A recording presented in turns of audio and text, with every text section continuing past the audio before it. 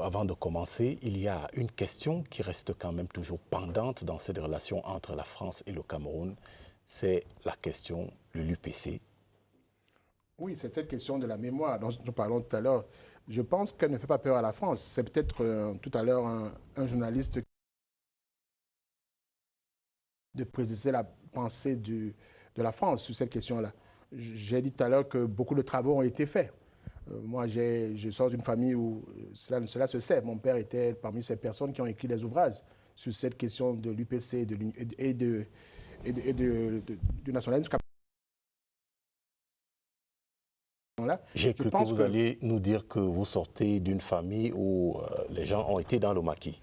Oui, je sors d'une communauté dans laquelle toute l'histoire de notre... moi, je suis de la Sanaga maritime. Quand on parcourt les villages pour faire la politique, puisqu'on fait de la politique, on se rend bien compte que cette période difficile de l'histoire du Cameroun sont très présentes. Elles sont très présentes.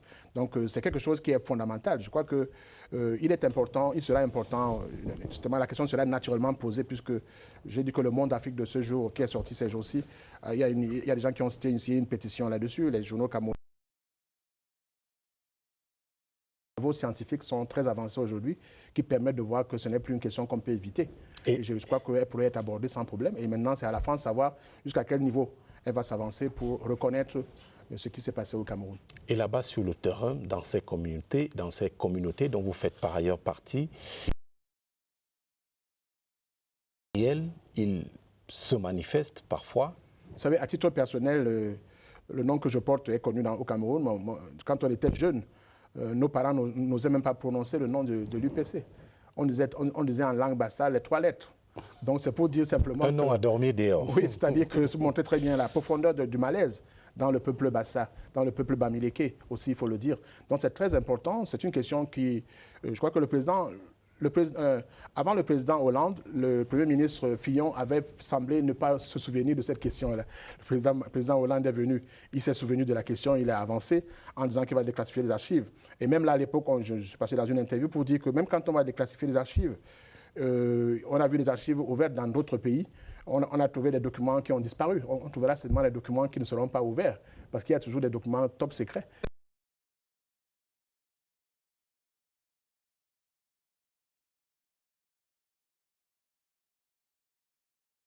Il y a des questions que les Camerounais veulent poser à la France. Il y a des questions que les Français veulent poser au Cameroun à travers le président Paul Biya. Vous verrez tout à l'heure que ce sont des questions, parmi celles dont vous parlez, qui seront posées certainement par quelqu'un. Et on verra quelle est la position française aujourd'hui, d'autant plus qu'ils ont fait beaucoup d'efforts dans ce sens-là, en Algérie et au Rwanda. Government, and there is a French personality, you definitely know him, who said that in matters of international relations, friendship, it is not a matter of permanent friendship, but a matter of permanent interest. Now, permanent friendship, permanent interest, how would you relate that between France and Cameroon? Who is having permanent friendship in Cameroon and France? How would you relate that? Nous avons avec la France des relations d'intérêt. Peut-être avant que le professeur ne réponde, on nous fait signe que nous devrions aller vers le palais de l'unité et peut-être revenir donc pour avoir la réponse du professeur, puisque l'actualité là-bas, comme nous le disons depuis, peut s'emballer à tout moment. C'est vrai, Ali Gambele, Charles Anyangwe, encore une fois, nous revenons à vous. Y a-t-il des développements?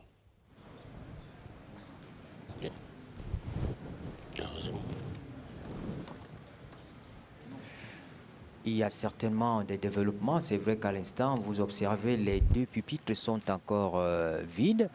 Le pupitre avec le drapeau français, le pupitre avec le drapeau camerounais. Ce sont des pupitres qui seront occupés par le chef de l'État. Mais vous le remarquez que dans la salle, toutes les autorités sont déjà là. La salle est plus que pleine.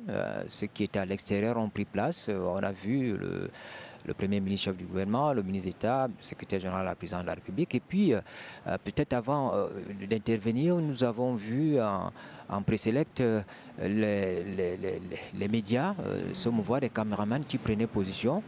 Ça veut dire que d'un moment à l'autre, on pourra avoir un signal, presque ceux qui sont censés participer dans le salon des ambassadeurs à cette conférence de presse sont déjà assis, Charles.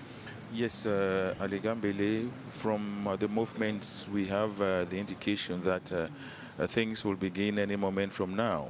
You know, the personalities that are supposed to participate at the press conference have already taken their seats at the conference room. And we just saw the Prime Minister, we just saw the Minister of Defense, and the Minister of State Secretary General at the Presidency, and other members of government. All of them have all taken their seats, and by that we think that any moment from now things are going to begin. And also we saw the cameramen and other pressmen, how they've been rushing, meaning that any moment we may have the President of the Republic, Paul Biya, and Emmanuel Macron taking their place at the rostrum to receive questions from members of the international and national press organs that have been invited here at the Unity Palace. From the pictures on the screen, you can see all the journalists and cameramen. They've all taken their positions, waiting for the time when the two presidents will make their entry into the conference room for the start of the press conference. Et vous aviez à l'instant une idée de ce que représente la presse ici. Certainement, le réalisateur va revenir dessus. Les cadreurs qui ont pris place, on vous disait tout à l'heure que c'est la presse nationale fortement représentée, c'est la presse internationale également. On le voit en image avec ces reporters qui sont là. Beaucoup ne vont certainement pas poser des questions. Vous savez, en pareille circonstance, c'est bien organisé. On sait le nombre de questions, généralement c'est limité, parce que les deux chefs d'État ont également un temps limité. Il y a un programme qui doit être suivi. Donc je crois que nous le voyons bien, ça se prépare très bien, les pupitres, au niveau des pupitres. Donc Charles, on va permettre à nos téléspectateurs de vivre cette séquence importante, la prise de parole des deux chefs d'État au terme d'un tête-à-tête. Voilà, les deux présidents font leur entrée dans la salle. Yes, the Chief of State Protocols, Simon Pierre Bekele, has just arrived in the conference hall, and he is ushering in the two presidents and all the members of government. You see the way things have been organized. You know that it is not everybody who is a journalist present in this hall that is going to put questions to the two presidents. I want to believe that it is going to be limited. A schedule of Emmanuel Macron, the President of France, and the Head of State, Paul Biya. We don't expect that everybody who is present in the hall will be given the opportunity to ask questions to the two presidents. So, Alega, we just have to listen to them. Voilà, la parole dans la salle. Permettez-moi d'abord de redire ici que nous sommes particulièrement heureux d'accueillir au Cameroun le président Emmanuel Macron et toute la délégation qui l'accompagne. Cette visite, qui est la première en terre africaine depuis que les Français lui ont accordé un second mandat, porte témoignage de la grande qualité et de la solidité des relations anciennes qui unissent nos deux pays. Les entretiens que nous venons d'avoir nous ont confortés l'un et l'autre dans notre détermination à œuvrer sans relâche des relations fructueuses et mutuellement bénéfiques. Je tiens à partager avec vous les sentiments de satisfaction que j'ai exprimés au président Emmanuel Macron pour que nous apporte la France, tant au plan sécuritaire, notamment dans la lutte contre le terrorisme, qu'au plan économique et financier. Nous avons par ailleurs convenu dans les domaines de l'agriculture, de l'industrie et des infrastructures, ainsi que de la formation et du développement local, avec en point de mire l'émergence du Cameroun. Nous ont permis, comme les précédents, de faire un tour d'horizon de l'actualité nationale dans nos deux pays, ainsi que de la situation internationale. Nous nous sommes également penchés sur la crise énergétique, les perturbations du marché mondial des céréales et l'inflation généralisée. Ce sont des défis globaux qui appellent une riposte globale. Nous avons bien évidemment évoqué la guerre en Ukraine, les destructions et les souffrances qu'elle occasionne avec des répercussions.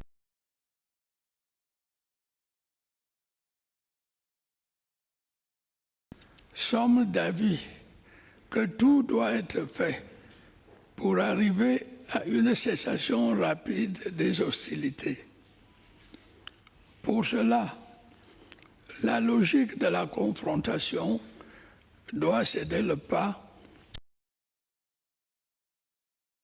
et du dialogue. Merci, Monsieur le Président. Merci encore d'avoir répondu à notre invitation. Merci pour votre engagement à nos côtés. Et je vous remercie.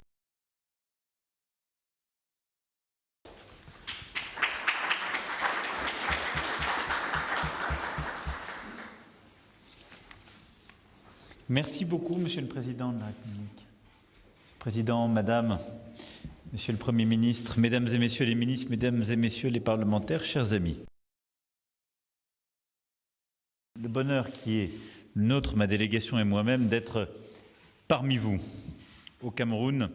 Et je tenais à vous remercier pour l'accueil que vous nous avez réservé. Ce déplacement, vous l'avez parfaitement dit, Président.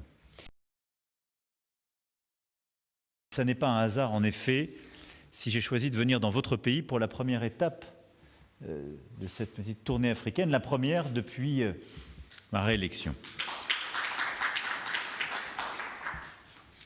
D'abord, du fait de la profondeur de la relation franco-camerounaise de pays.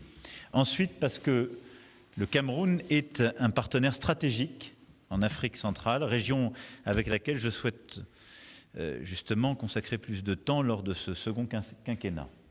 Enfin, parce que, je dois le dire, je suis très admiratif de en parler, le niveau d'excellence des jeunes diplômés camerounais, les talents qui sont ici présents sont une fierté pour le pays et je pense que le rôle de la France est d'aider au maximum justement à leur donner une place et leur permettre de réussir. Cette relation forte et ancienne qui unit nos priorités communes ont fait du Cameroun l'un des premiers partenaires de l'Agence française de développement. Aux côtés du gouvernement camerounais, elle a financé des projets à hauteur de 2 milliards d'euros ces 10 dernières années et les quelques 200 entreprises françaises présentes dans le pays activent notre économie. Et c'est une force pour nous tous. Alors, cette présence française, elle a été concurrencée ces dernières décennies, c'est bien normal, par d'autres. Il nous appartient d'être meilleurs, plus efficaces, d'œuvrer ensemble aussi à une plus grande transparence des marchés, à une plus grande efficacité collective, du numérique, également des industries culturelles et créatives et du sport, comment faire davantage. C'est d'ailleurs le sens de la délégation qui m'accompagne. Je salue également la qualité de notre coopération de sécurité et de défense, mais là aussi nous voulons la renforcer en particulier en matière de formation. J'ai bien pris note de vos demandes, Président.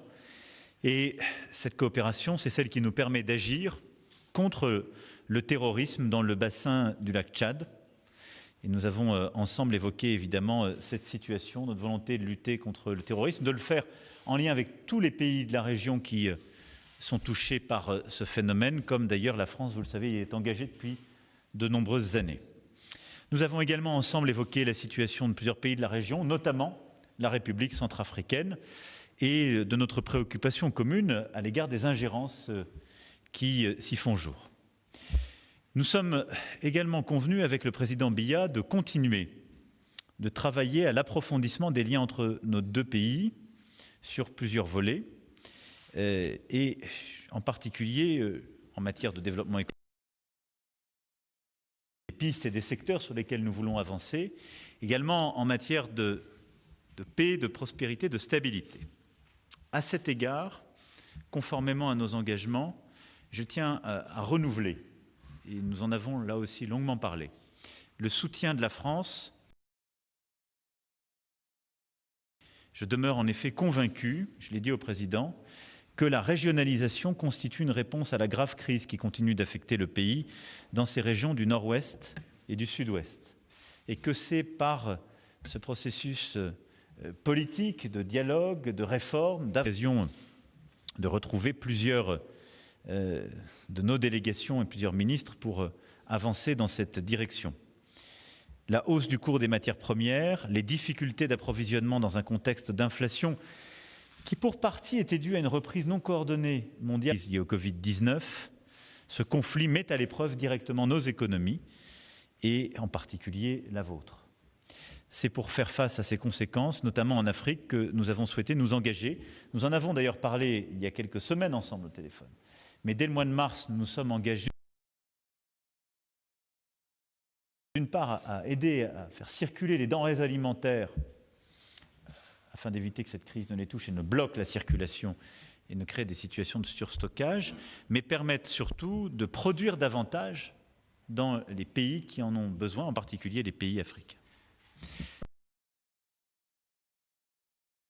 C'est un objectif de production accrue sur le plan agricole, c'est un objectif pour bâtir et évidemment une plus grande autonomie africaine en matière d'engrais et de production renforcée. C'est un partenariat public-privé que nous voulons ainsi établir.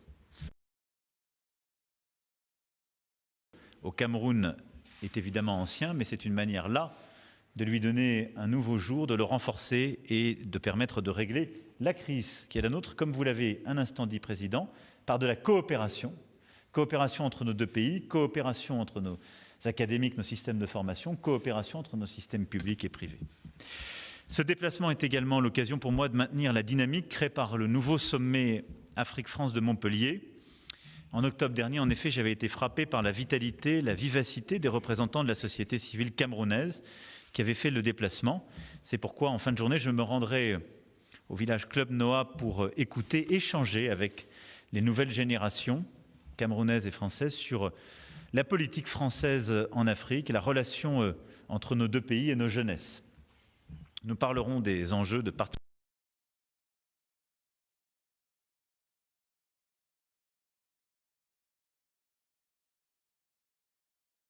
Nous aider à mieux bâtir encore et renforcer le partenariat qui est le nôtre. Voilà en quelques mots le sens de la visite qui est la mienne et une partie de ce que nous avons échangé avec le président à l'instant. Nous avons couvert beaucoup de sujets sur le plan bilatéral, sur le plan de la... Nous avons fait à peu près le tour du monde, mais sur chacun de ces points, nous avons défini un agenda précis avec des points de rendez-vous qui seront réguliers. En tout cas, je veux ici que vous tous puissiez n'avoir aucun doute sur la volonté de la France et ma détermination évoquée. Je vous remercie.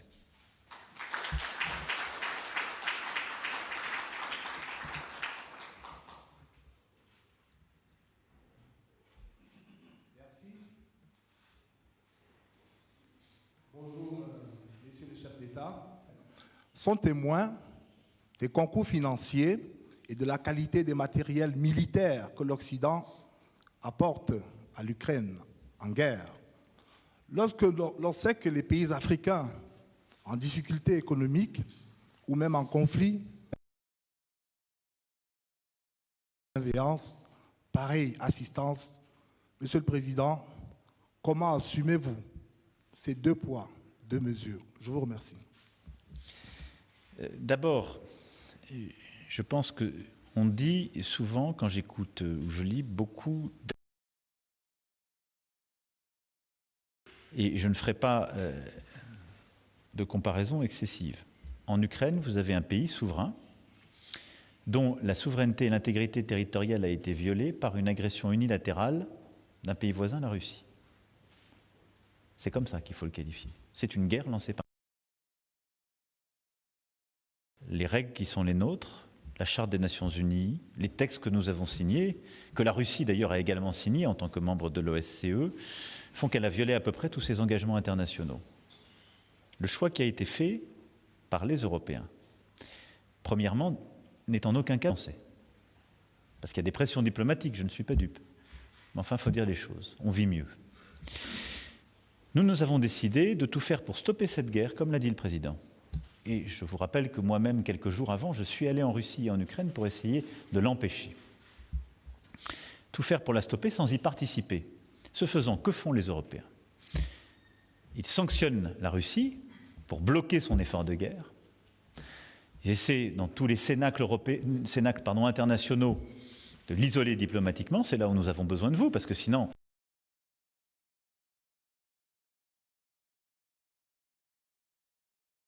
Et le respect de la souveraineté de chacun.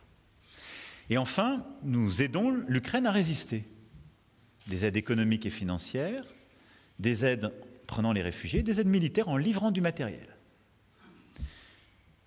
C'est ça la situation, très précisément.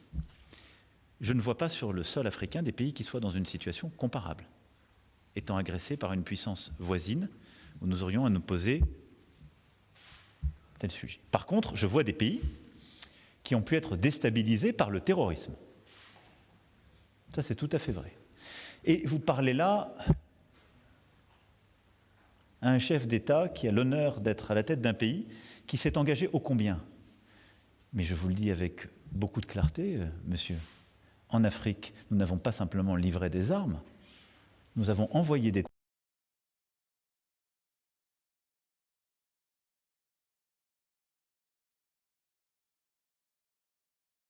beaucoup plus que pour l'Ukraine. Je vous parle avec la gravité d'un chef d'État qui a eu à enterrer des soldats, parce qu'ils sont venus sur le sol africain défendre la souveraineté. À la demande du Mali en 2013 est intervenu pour stopper les terroristes qui faisaient route vers Bamako. Puis l'armée française, à la demande de l'État malien et de la CEDEAO, est restée pour protéger. Et si aujourd'hui il n'y a pas un califat territorial au Mali, c'est parce qu'il y a eu l'armée pour des États africains à leur demande et pour leur sécurité. Par contre, nous le faisons dans un cadre clair, à la demande d'un État souverain et pour lutter contre le terrorisme. Quand ce cadre n'a plus été rempli, après les 2 coups d'État militaires au Mali et les choix de la junte, nous avons décidé de partir. Maintenant, nous avons des politiques de coopération militaire avec de nombreux pays africains. Le Cameroun en fait partie, qui passent par des livraisons, de la formation, du partenariat. Et c'est sur cette route que nous continuerons d'avancer, de construire. Voilà, je ne peux pas être plus exhaustif et précis pour faire la différence entre des situations que vous avez évoquées et rappeler la réalité de l'implication de la France. Monsieur le Président Paul Biya, bonjour et merci de nous recevoir. Amélie Tullet de Radio France Internationale, France Média Monde. Est-ce que vous m'entendez correctement? Espérez-vous, puisqu'on parle d'avenir, espérez-vous briguer un nouveau mandat en 2025 ou souhaitez-vous qu'une nouvelle génération porte les couleurs du RDPC à la prochaine présidentielle? Je peux répéter ma question, si vous voulez. Bon, je vous remercie. Pardon, excusez-moi. Amélie Tullet de RFI, Radio France Internationale. Là, c'est bon? Ma question, espérez-vous briguer un nouveau mandat en 2025 ou souhaitez-vous qu'une nouvelle génération représente le RDPC à la prochaine présidentielle? Vous ne m'entendez pas. Madame demande si en fait, tu veux briguer un nouveau mandat en 2025 pour le compte du parti. Je suis votre ambassadeur. Je vous remercie, madame. Comme vous savez, le Cameroun est dirigé conformément à sa constitution. D'après cette constitution, le mandat que je mène a une durée de 7 ans. Alors, essayez de faire la soustraction. 7 moins 4 ou 3, et vous saurez combien de temps il me reste.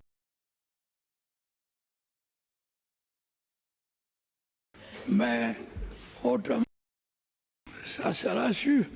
Quand ce mandat arrivera à expiration, vous serez informé sur le point de savoir si je reste ou si je... Bonjour, je suis Georges Alain Boyomo, journaliste au quotidien camerounais Mutation. J'ai une question à 2 volets qui s'adresse au président français Emmanuel Macron. Alors, Monsieur le Président, au cours d'événements organisés en France qui n'avaient pas de lien avec la relation France-Cameroun, vous avez révélé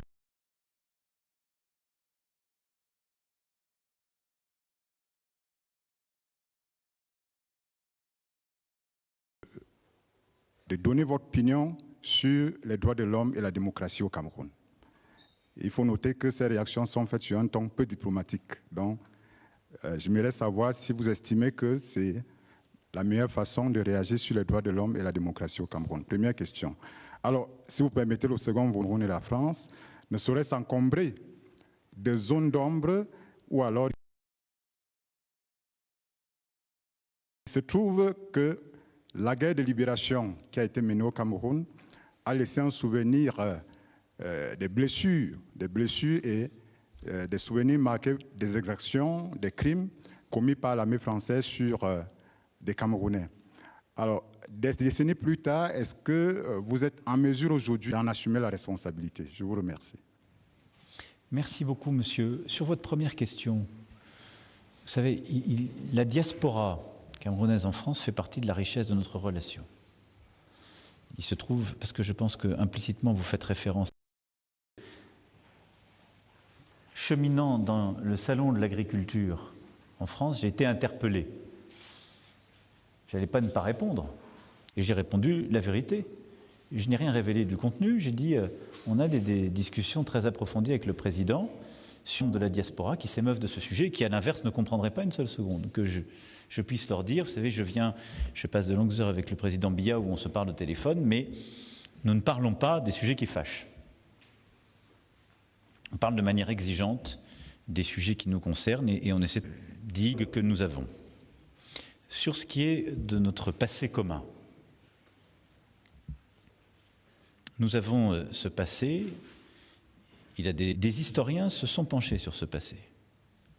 Ils nous disent qu'un conflit a eu lieu, le mot guerre est employé, c'est aux historiens de faire la lumière sur le passé et il faut continuer à écrire précisément cette histoire et essayer de l'écrire ensemble.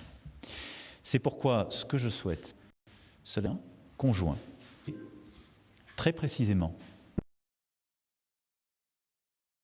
Le rôle aussi des autorités camerounaises de l'époque, avant, après indépendance, dans un contexte où les choses sont sans doute plus complexes et mêlées que vous ne l'avez dit, mais avec une gravité et des responsabilités qu'il convient d'établir factuellement. L'intégralité des archives françaises seront ouvertes. Je souhaite aussi que nous puissions, d'ailleurs dans le cadre de cette commission conjointe, faire travailler des artistes, parce que j'ai été frappé de voir combien des artistes camerounais, binationaux, ou de la diaspora, est rapprochés, c'est-à-dire qu'on aurait suffisamment de temps pour avoir accès à tout ce qui est nécessaire et qu'on puisse scander les prochaines années avec des vraies réalisations et un retour sur ces travaux. Voilà. Bonjour, Christelle Méral, France Télévisions. Monsieur le Président Biya, le Cameroun a noué un partenariat de défense avec la Russie. Alors, est-ce que la guerre en Ukraine a des conséquences très concrètes pour les Camerounais aujourd'hui? Est-ce que vous condamnez l'intervention russe en Ukraine. Et puis une question au président Macron, l'offensive russe en Afrique est-elle une menace et comptez-vous y faire face? Et puis un volet économique, si vous voulez bien. Sur le plan économique, Monsieur le Président Biya, les entreprises françaises représentaient 40% de l'économie du Cameroun, voilà une trentaine d'années. Aujourd'hui, seulement 10%. Êtes-vous favorable à ce que la France retrouve une plus large part? Et Monsieur le Président Macron, comment comptez-vous réveiller les relations économiques entre les deux pays? Merci. Le Cameroun a donc a signé un partenariat de défense avec la Russie. Et nous aimerions savoir si la guerre en Ukraine, elle a aujourd'hui des conséquences concrètes dans le quotidien des Camerounais, par exemple par rapport au prix condamner l'intervention russe en Ukraine.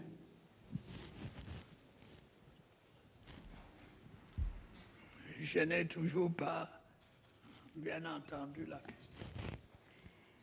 Est-ce que la guerre en Ukraine a des conséquences concrètes? On condamne la guerre en Ukraine. Et votre deuxième question, c'était quoi? C'était sur la flambée, les conséquences, oui, sur les entreprises. Donc ça, c'est en fait, il y a trois questions.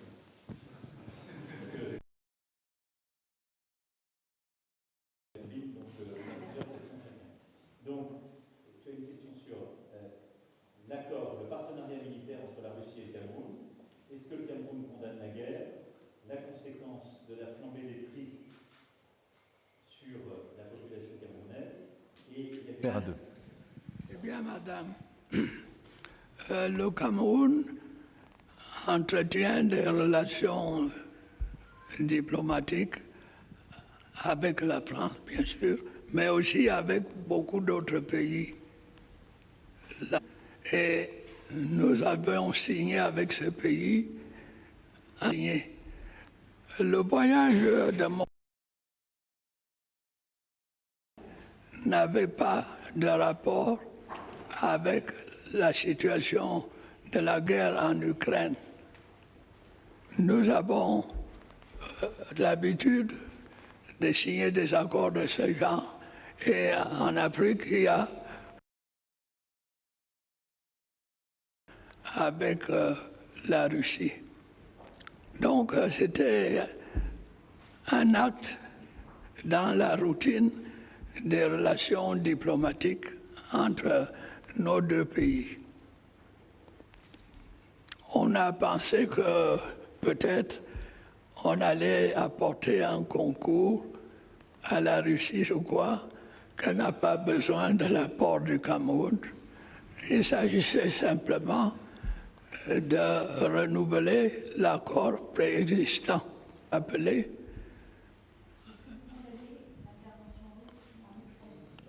qui arrive. Il y a les difficultés de transport, il y a l'anxiété des gens. On ne sait pas de quoi demain sera fait.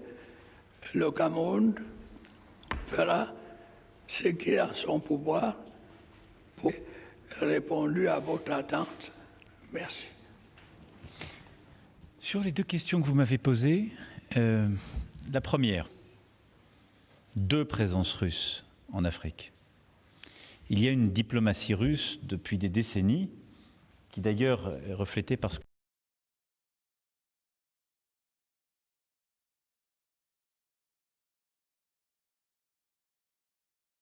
concert normal des nations.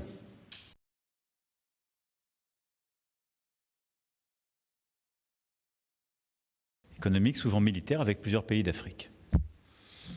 Là, il n'appartient à personne de dire que ceci est bien ou mal. C'est une relation diplomatique comme chacun. Mais je crois que nous serions naïfs de ne pas nommer ce qui s'est développé ces dernières années de la Russie sur le continent africain, qui passe d'abord par du développement de la propagande, qui passe par des médias télévisés.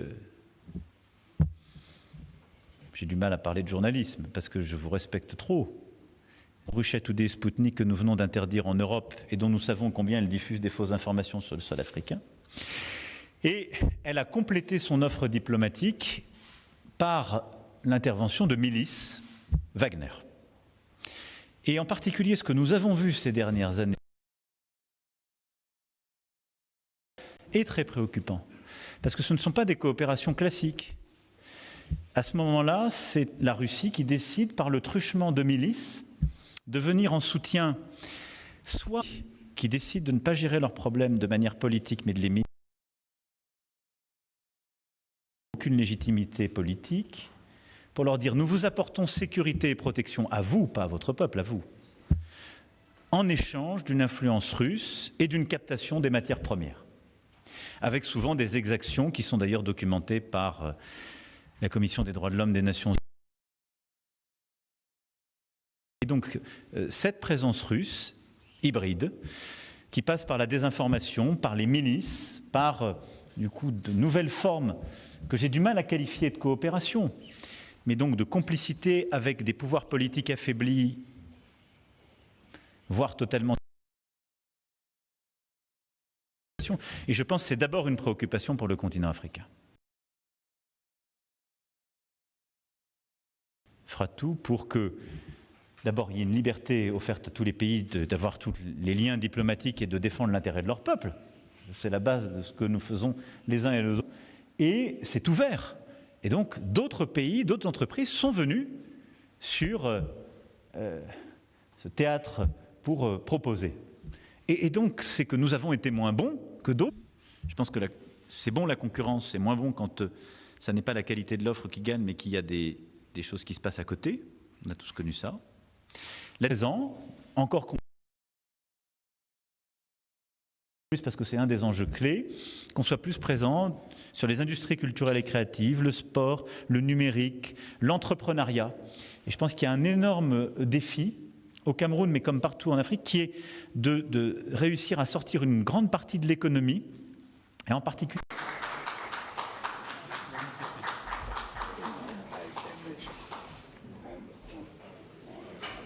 l'étendue des sujets abordés nous permet déjà de mieux apprécier ce qui s'est fait dans la salle. This conference made certain declarations which are of prime importance, and these important declarations will go a long way to reinforce relations between Cameroon and France.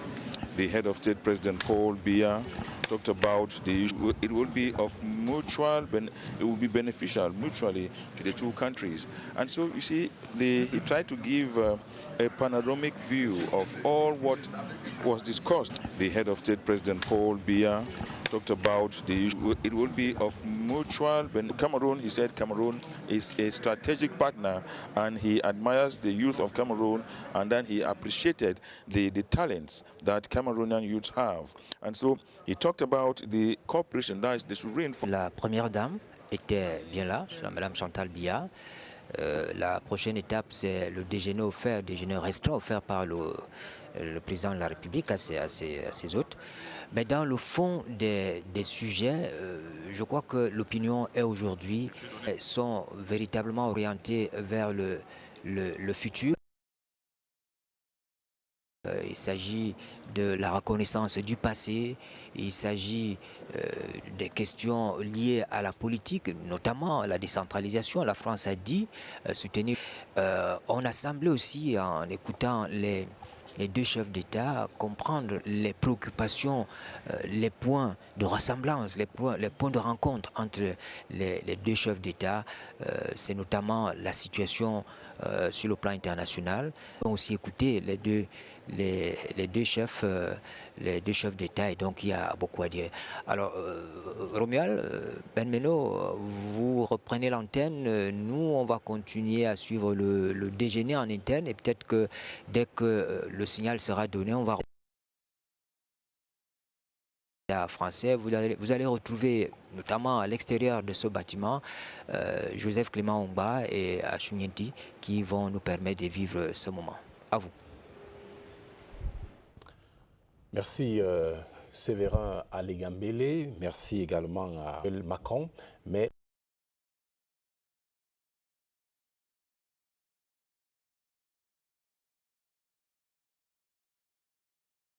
de la politique intérieure qu'au plan des relations bilatérales et donc de la politique extérieure de chacun des pays. Maintenant, place à la troisième articulation là-bas au Salon Bleu du Palais de l'Unité. C'est le déjeuner restreint offert par le président de la République, Paul Biya, à l'honneur de Emmanuel Macron, le président de la République française. Et sa conception, bien comment il a perçu la rencontre entre les deux. Et ils ont fait le tour de la relation bilatérale qui existe entre le Cameroun et la France. Maintenant, ce qui reste donné, nous apprenons, c'est important de savoir le regard que la France porte sur la Russie, puisque la Russie est un pays qui entend marquer sa présence en Afrique. Pendant que le président Macron est au Cameroun, c'est très important, une Russie diplomatique qui est présente dans nos pays depuis l'indépendance et une autre Russie qui est hybride. C'est très important de dire cela, effectivement, parce que c'est toujours la milice Wagner qui pose problème. Donc, il décourage les potentiels membres du Mali et de la RCA, lui pose encore problème parce qu'il s'est beaucoup étendu là-dessus. Professeur, vous répondez là en internationaliste et on vous comprend très bien.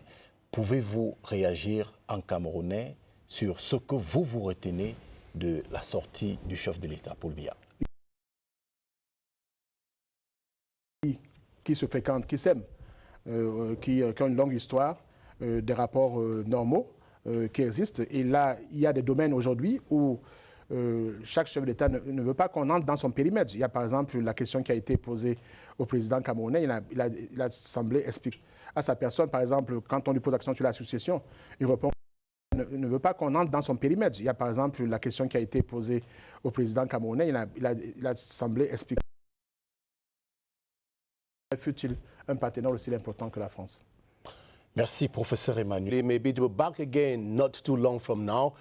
All the same, Romuald and I are taking rendezvous with you this evening for our respective newscasts. 7:30 in English and 20h30 et nous allons certainement nos téléspectateurs une production sur Yannick Noah qui prépare, nous le croyons à ce moment, la prochaine étape du séjour d'Emmanuel Macron au Club Noah. Donc Yannick Noah, vous allez le retrouver dans Living Memories, un document de la CRTV qui va donc meubler cette partie consacrée au déjeuner restreint des délégations. Merci d'avoir regardé ce direct. Thank you so much and so long.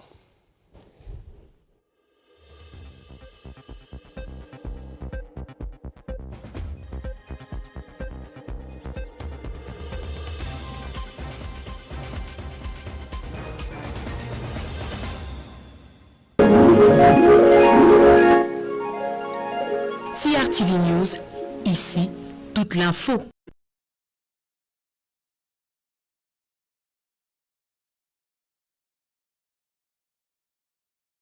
Daily Wake Up Show, Cameroon Daylight.